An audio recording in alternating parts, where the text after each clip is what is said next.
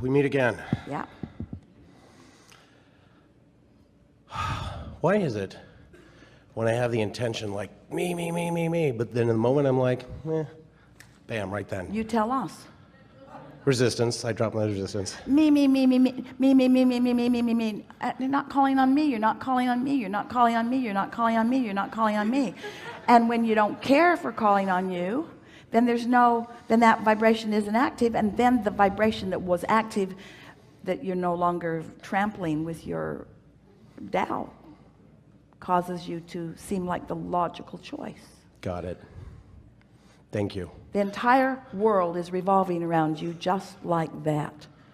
It's counterintuitive to you at this point, but it won't be for long. The more you effort, the more you are holding yourself in a vibration that doesn't let what you want come. Because you've already identified it's big and it's hard, and therefore I must try.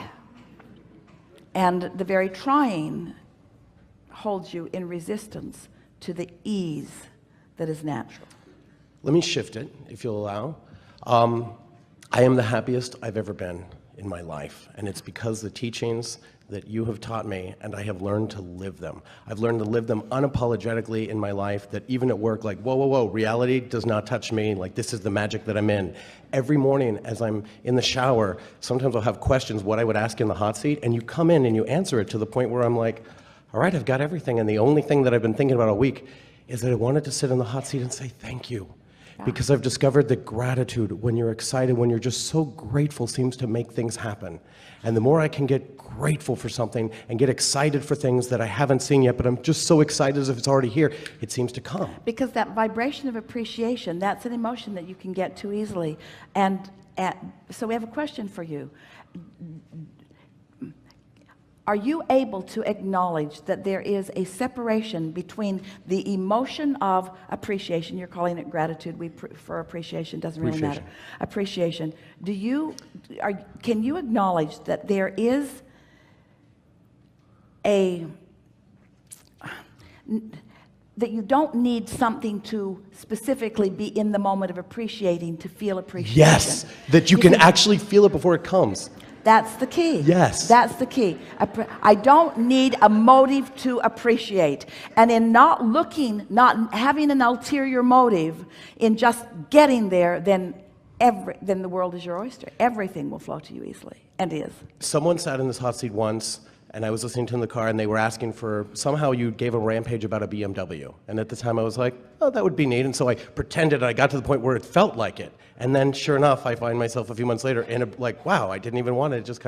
I did want it. It just kind of showed up. How can you not go into that rampage and imagine sitting and it just shows up and not, anyway. Well, it's a lovely thing, and this is what's beginning to happen to you more and more, to a lot of you, where a manifestation happens that it doesn't, and it didn't feel like you were trying very hard. It didn't feel like you said, I don't think I even wanted it. And the reason that it felt like you didn't want it is because you associate wanting with the stress of yearning for something. Yeah. Where when you find that pure alignment, then the universe just begins yielding to you shovels full of manifestations that have been in your vortex for a while. In other words, it's such a lovely thing to have been just looking for fun and looking for clarity, not looking for a BMW, looking for fun and looking for clarity, not looking for a beautiful house in the snow, looking for fun and looking for clarity, looking for fun and looking for clarity, and finding fun and finding clarity, and finding fun and finding clarity, and finding fun and finding clarity. And then things begin manifesting in your experience effortlessly, because you finally are experiencing the power of the leverage of alignment. You see, that's why we've been explaining to you that you've been sifting and sorting and asking and putting it in your vortex, and it's been culminating there, it's been gathering, it's prepared itself for you being ready for it. It's better now than it was when you first put it there, because you put other things in there with it that all morph together.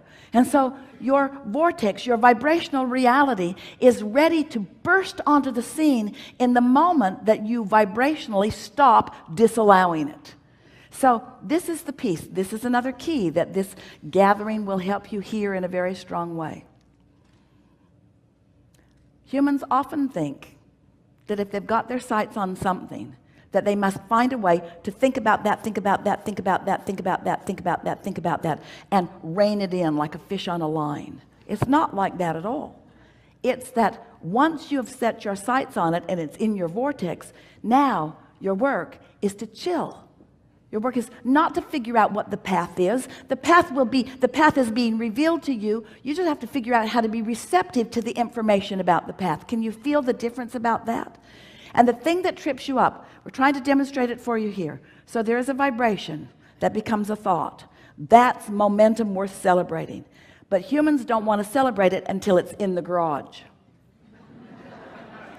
So since it's not in the garage, you mess this up. And since it's not in the garage, you mess this up. And since it's not in the garage, you get another job. And since it's not in the garage, you work harder. And since it's not in the garage, you try to find all the behavior to get it in the garage. And all the stuff that you do to try to get it in the garage causes you to keep messing this up. You see what we're getting at? So if you can just find things that are easy to feel good about, then everything that you want will come into full fruition.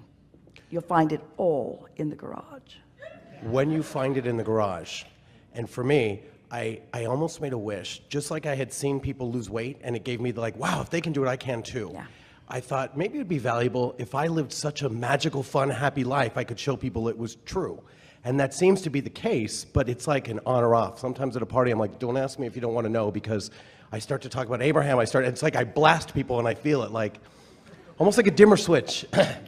Do you know that, like, everything is so amazing and so happy, sometimes, like, I almost want to hold it in until the party, like, hey, how's your life going? Wah! And then I tell them and I can see them run away. Like, they don't want to hear that sometimes.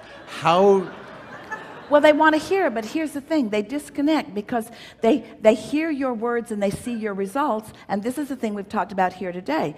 There is such a feeling of urgency to close that gap, to get to where I want to be, where what we're wanting to emphasize is that this is the only gap that you can close. In other words, the only gap that you have the ability to close right now is the gap between vibration and emotion. You can close that gap right now. You can accomplish the emotional manifestation. If you can hear this, you have the ability today to accomplish the emotional manifestation. And if you do it and do it and do it and do it and do it and do it, law of attraction will take you all the way to the fulfilling culmination of everything that you want. But if you miss that step, if you try to jump, if you say, give me this and then I'll feel this, it doesn't work. Give me the manifestation and then I'll feel the emotion. That's backwards. Find the emotion, and the manifestation is the momentum that will follow every single time. And once you get that, we've never said it more clearly, you've never heard it more clearly. Once you get it into alignment like that, then so much that's been in your vortex. You see, that's what people mean when they say, oh, I found you and now I'm happier. All that happened in their meeting of us is that we helped them to settle in to their natural vibration of allowing what they had already done all the work about. The work's already done. You got here, you explored, you asked, you filled your vortex full of so many things that are important to you. And now, as you find a way to just chill a little and reach for that unconditional emotion. I'm not happy because a BMW is on the way. I'm happy because I want to be happy. I'm not happy because I found my perfect mate or because my perfect mate is on the way. I'm happy because I'm happy. I'm happy because I'm happy. Turns out your necklace is the key.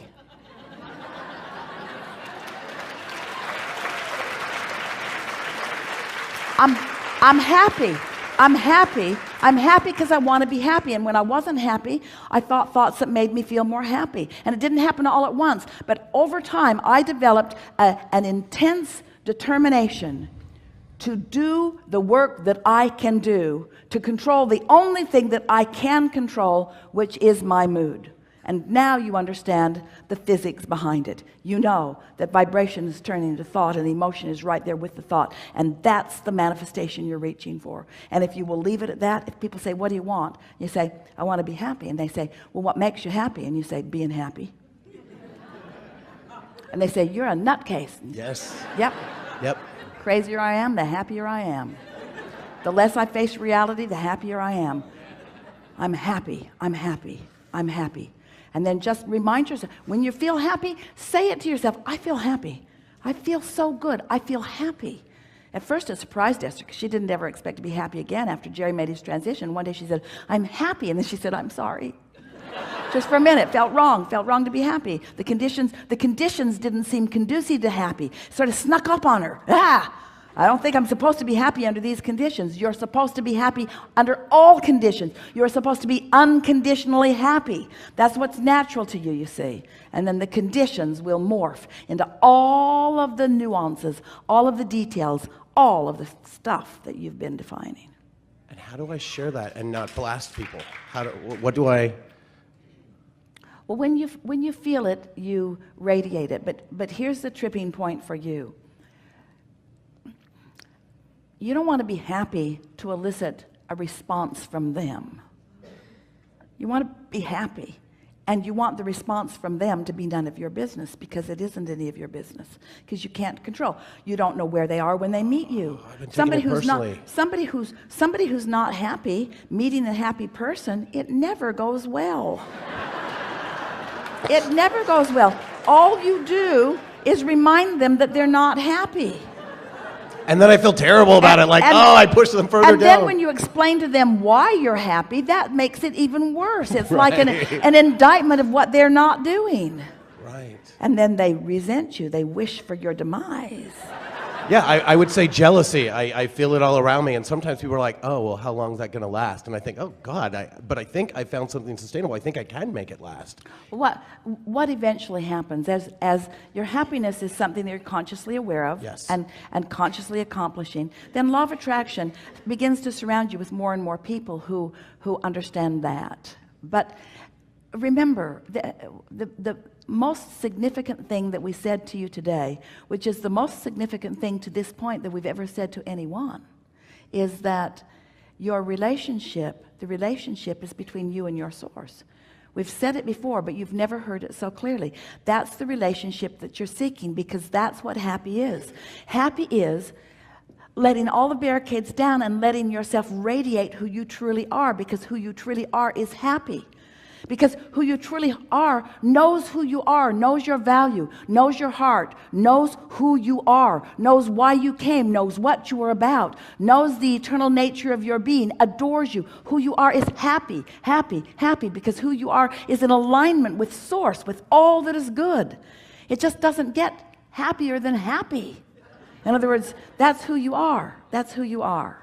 And appreciation. I am a being of appreciation, and I appreciate this work and knowing so let's square this up.